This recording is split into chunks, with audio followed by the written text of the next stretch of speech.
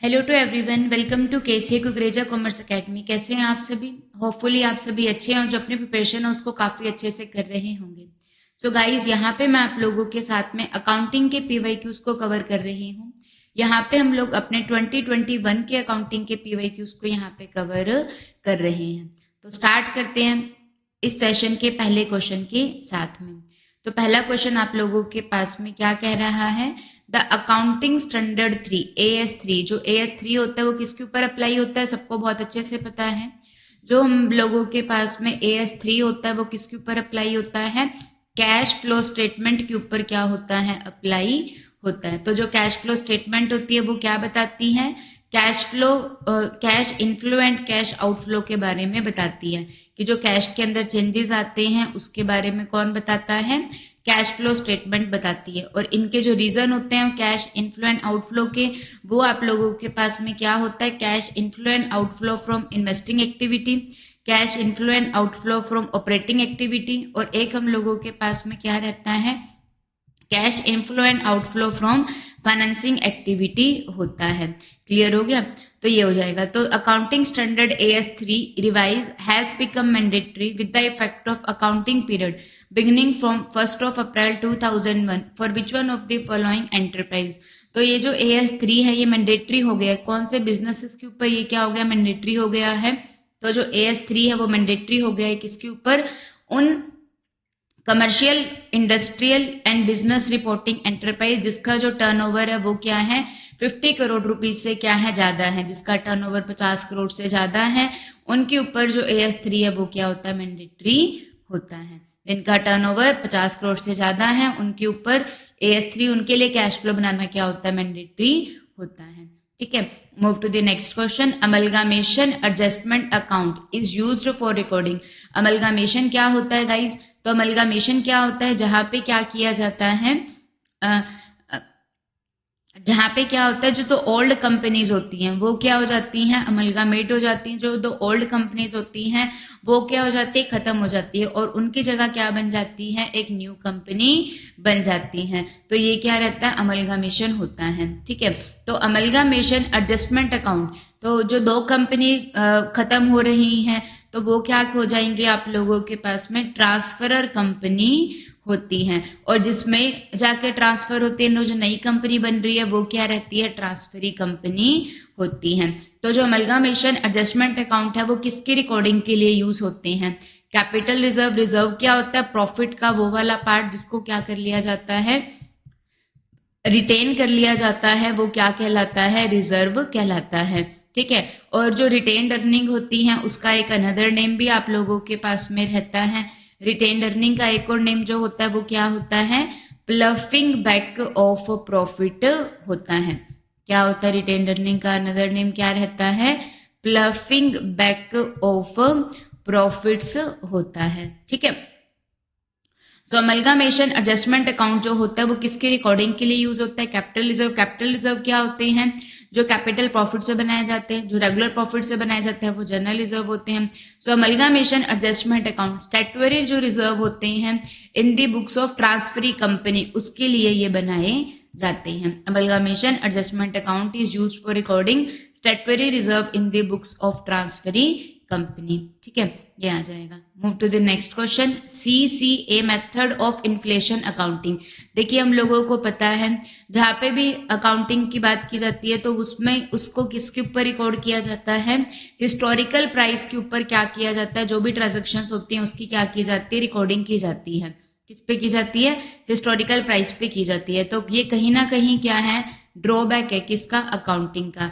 इसीलिए हम लोगों के पास में क्या आती है? एक न्यू अकाउंटिंग राइज हुई है जिसका नेम क्या है? Inflation accounting. जिसमें क्या किया जाता है? जो फाइनेंशियल स्टेटमेंट्स होती है उनको करंट मार्केट प्राइस के हिसाब से देखा जाता है, वो इन्फ्लेशन अकाउंटिंग होती है। तो उसके अलग अलग मेथड होते हैं।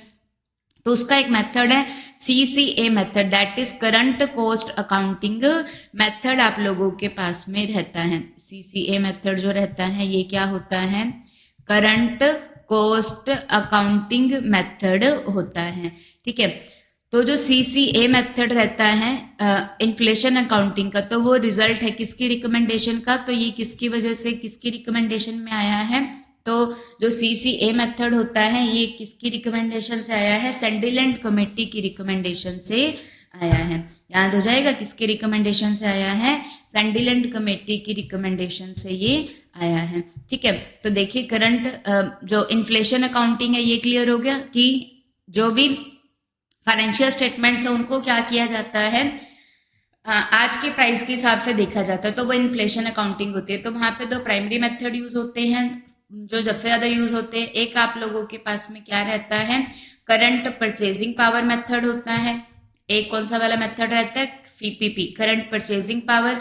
और एक कौन सा मेथड रहता है? करंट कॉस्ट अकाउंटिंग मेथड होता है। एक करंट परचेजिंग पावर होता है और एक करंट कॉस्ट अकाउंटिंग। तो ये परचेजिंग वाला जो होता है इसमें क्या किया जाता है, जितनी भी चीजें होती हैं उनको किससे कंपेयर किया जाता है, उसको किसमें कैसे उनको चेंजेस किए जाते हैं, monetary item as well as non monetary item जो सेपरेटेड होती है according to CPP method. Monetary items जो होती है जो जिनको मनी में मेजर किया जा सकता है वो मॉनेटरी आइटम होगी। ठीक है, तो ये क्या होती है, इनको एडजस्ट किया जाता है subject to recording net gain और नेट लॉस। और जो नॉन मॉनेटरी होती हैं तो वहां पे क्या किया जाता है, वहां पे क्या होता है, कन्वर्जन फैक्टर होता है। ठीक है, equivalent to price index at the end of period. तो देखो यहाँ पे क्या हो जाएगा कि जो मॉनेटरी आइटम है तो जिस चीज को हम लोग मनी में मेजर कर रहे हैं उनको क्या किया जाएगा, जो भी करंट मार्केट प्राइस है उसके हिसाब से देख लिया जाएगा और पता चल जाएगा कितना नेट गेन और कितना नेट लॉस हो रहा है। नॉन मॉनेटरी आइटम में क्या होता है, यहाँ पे क्या किया जाता है, एक इंडेक्स होता है उसके हिसाब से क्या किया जाता है, कन्वर्जन फैक्टर होता है एक, उसके अकॉर्डिंग क्या किया जाता है, जो चेंजेस होते हैं वो किए जाते हैं। क्लियर हो गया, कन्वर्जन फैक्टर के अकॉर्डिंग चेंजेस किए जाते हैं, जो जनरल प्राइस इंडेक्स होता है उसके अकॉर्डिंग चेंजेस किए जाते हैं। ठीक है, और एक करंट कॉस्ट अकाउंटिंग मेथड होता है। इसमें क्या होता है, जितने भी एसेट होती है उसको फेयर मार्केट वैल्यू के ऊपर क्या किया जाता है, वैल्यू किया जाता है। किसके ऊपर किया जाता है, फेयर मार्केट वैल्यू के ऊपर, अदर देन हिस्टोरिकल कॉस्ट, यहाँ पे फेयर मार्केट वैल्यू के ऊपर किया जाता है। ठीक है जी, करंट परचेजिंग पावर में इंडेक्स के अकॉर्डिंग कन्वर्जन होता है और करंट कॉस्ट अकाउंटिंग के अंदर जो फेयर मार्केट वैल्यू उसके अकॉर्डिंग किया जाता है। करंट कॉस्ट अकाउंटिंग मेथड क्या होता है, एक कॉस्ट को कैलकुलेट किया जाता है कंसिडरेशन को ध्यान में रखते हुए। ठीक है, तो ये हो जाएगा। Move to the next question, the assets of, देखिए क्या लिखा हुआ है, the assets of the partnership firm. Partnership क्या होता है, एक कॉम्बिनेशन होता है जहाँ पे मिनिमम 2 मेंबर होते हैं, मैक्सिमम कितने मेंबर रहते हैं पार्टनरशिप के अंदर, मैक्सिमम 50 मेंबर होते हैं। ठीक है, तो पार्टनरशिप जो बिजनेस होता है उसको पार्टनरशिप फर्म कहा जाता है। The asset of the partnership firm including any sum contributed by the partner, partner है वो क्या करते हैं, पार्टनरशिप फर्म में पैसा लगाते हैं। ठीक है, तो to make up deficiencies of capital at the time of dissolution, जब क्या होता है, फर्म का क्या होती है, जब फर्म जो होती है वो क्या होती है, कम टू एन एंड, जब फर्म क्या होती है, बंद होती है, तो उसको क्या कहा जाता है, जब फर्म बंद होती है तो वो क्या कहलाता है, डिसोल्यूशन कहलाता है। जब फर्म बंद होती है तो वो क्या कहलाता है, डिसोल्यूशन ऑफ फर्म होता है। और जब डिसोल्यूशन ऑफ फर्म होता है वो क्या होता है, एक ही बारी लाइफ में होता है। ठीक है, वहां पे क्या होगा, फर्म जो होगी वो कंप्लीटली क्या हो जाएगी, बंद हो जाएगी। और जब डिसोल्यूशन ऑफ फर्म होता है तो क्या प्रिपेयर किया जाता है, रियलाइजेशन अकाउंट को क्या किया जाता है, प्रिपेयर किया जाता है। और एक आप लोगों के पास में क्या होता है, डिसोल्यूशन ऑफ पार्टनरशिप, जहां पे क्या होता है, जो एक अगर ये वर्ड लिखा हुआ है डिसोल्यूशन ऑफ पार्टनरशिप, तो इसका मीनिंग क्या रहता है, जहां पे क्या होता है, जो पार्टनरशिप की डीड होती है ना, ओल्ड पार्टनरशिप का जो एग्रीमेंट होता है, पार्टनरशिप डीड होती है, जो एग्रीमेंट होता है वो क्या हो जाता है, खत्म हो जाता है और उसकी जगह न्यू एग्रीमेंट आ जाता है, तो वो डिसोल्यूशन ऑफ पार्टनरशिप होती है। ये काफी बारी हो सकता है एडमिशन के टाइम पे, रिटायरमेंट के टाइम पे। और यहाँ पे क्या प्रिपेयर किया जाता है, रिवैल्यूएशन अकाउंट को प्रिपेयर किया जाता है। क्लियर हो गया, तो डेफिशन जो एसेट है पार्टनरशिप फर्म की, including any sum contributed by the partner to make up deficiencies of capital at the time of dissolution shall be applied in the following manner and in order। तो जो भी capital की कमी रह गई है तो वो कैसे पूरी होगी, तो यहाँ पे क्या हो जाएगा, तो देखिए तो सबसे पहले क्या होता है, in paying the debt to the firm, सबसे पहले किसकी पेमेंट की जाती है, जो थर्ड पार्टी होती है उनकी पेमेंट की जाती है, सबसे पहले थर्ड पार्टी को पेमेंट की जाती है। उसके बाद में किसका, पार्टनर का जो लोन होता है, जो पार्टनर से एडवांस लिया हुआ है, एक पार्टनर का लोन होता है, एक पार्टनर की कैपिटल होती है। तो उसके बाद में किसकी पेमेंट की जाती है? जब फर्म बंद होती है तो सबसे पहले थर्ड पार्टीज की पेमेंट की जाती है, उसके बाद में पार्टनर का लोन पे किया जाता है। पार्टनर का लोन पे करने के बाद में क्या पे कर दिया जाएगा? जो पार्टनर की कैपिटल है उसको पे कर दिया जाता है। जो भी बचता है उसको पार्टनर जो होते हैं वो अपने प्रॉफिट शेयरिंग रेशियो के अंदर बांट लेते हैं। रियलाइजेशन अकाउंट का प्रॉफिट भी बांट लेते हैं। क्लियर होगा? तो सबसे पहले क्या पे किया जाता है? थर्ड पार्टीज की पेमेंट की जाती है, फिर पार्टनर का लोन पे किया जाता है, फिर पार्टनर की कैपिटल, और जो भी बचता है फिर उसको पार्टनर अपने हिस्से में बांट लेते हैं। तो ये रेशियो कौन से में बांटा जाता है, ये इंपॉर्टेंट रहता है। जैसे कि जब एब्सेंस ऑफ पार्टनरशिप डीड होती है तो वहां पे रेशियो इक्वल होता है, ठीक है। और रियलाइजेशन में जो भी ऑल प्रॉफिट शेयरिंग रेशियो होता है उसी में बांटा जाता है। Move to the next question. यहाँ पे गुडविल को कैलकुलेट करना है हम लोगों ने। सो गुडविल का जो फॉर्मूला है तो वो आप यहाँ पे आपको दिख रहा है कि कैपिटल एम्प्लॉयड वर्ड है, नॉर्मल रेट ऑफ रिटर्न है। तो देखिए, the net profit of A partnership business after providing for income tax of the last 5 year was 80,000, 1 lakh, 120, 125 and 2 lakh. ठीक है। जो कैपिटल एम्प्लॉयड है वो कितनी है? 10 लाख है। नॉर्मल रेट ऑफ रिटर्न कितनी है? 10% है।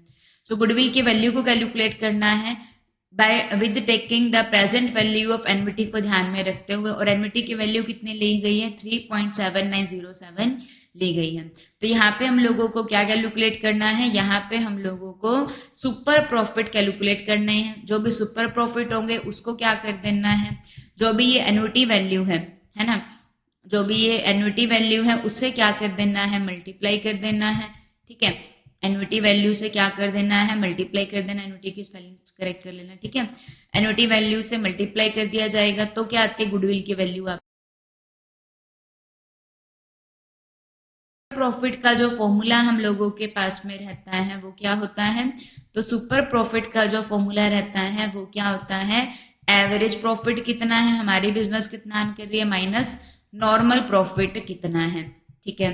तो जो एवरेज प्रॉफिट होता है इसका फॉर्मूला आप लोगों के पास में क्या रहता है? टोटल प्रॉफिट्स और उसको नंबर ऑफ ईयर से क्या कर दिया जाता है? डिवाइड कर दिया जाता है।